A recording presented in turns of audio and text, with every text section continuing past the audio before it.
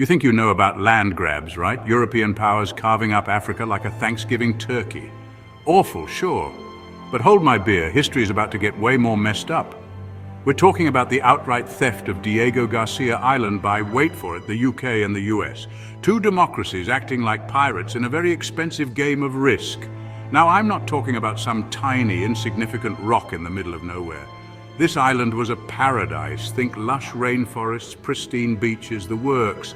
And it had a rich, vibrant culture all its own. But to the US and the UK, it was just another pawn in their global chess game. And they played dirty, my friends, real dirty. We're talking backroom deals, shady treaties, and maybe even a sprinkle of good old-fashioned military intimidation. It's the kind of story that makes you question everything you thought you knew about these countries. We're going deep into the heart of this historical heist, exposing the truth that's been buried for far too long. Buckle up, because this is a wild ride through history's dark side. And spoiler alert, there's no happy ending. Let's get to know the victim of this grand theft, shall we? This wasn't some uninhabited rock in the middle of nowhere. This island was poppin'. We're talking centuries of history, a unique culture, and people who called this place home for generations. Imagine a place where the sea whispers ancient stories, where the land bursts with life, and the people carry the legacy of their ancestors in their hearts. That was this island.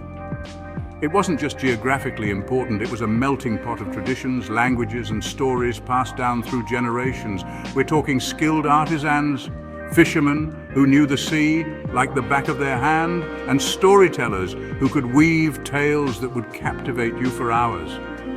This was a living, breathing society, not some empty piece of land ripe for the taking.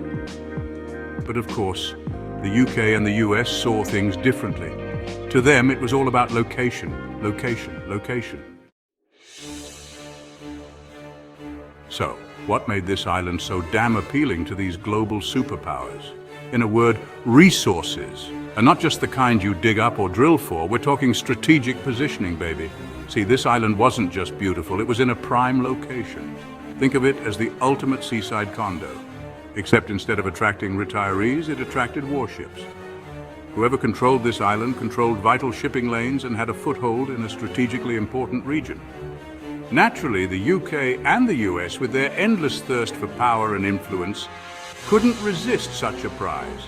And trust me, they weren't above using some seriously shady tactics to get their hands on it.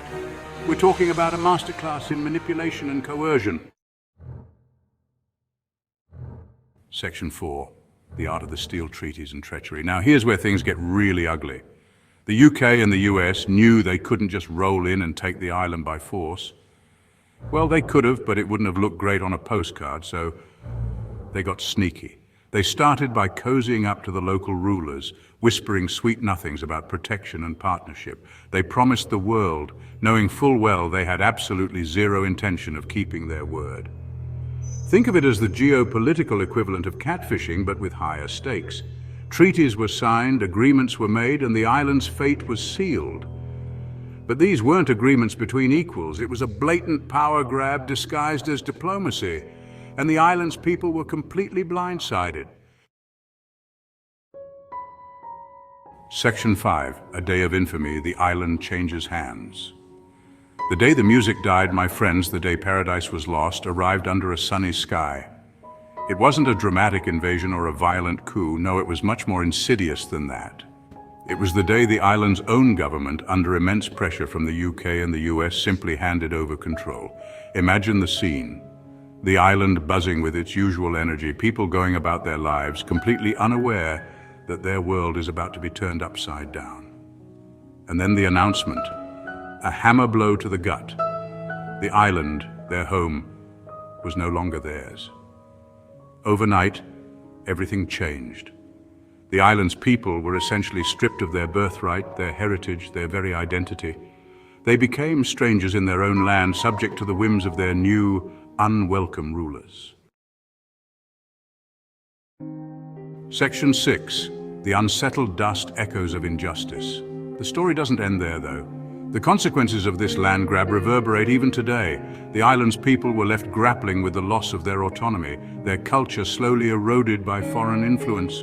Imagine your home, your culture, your entire way of life being systematically dismantled right before your eyes. That's the reality for the people of this island even today.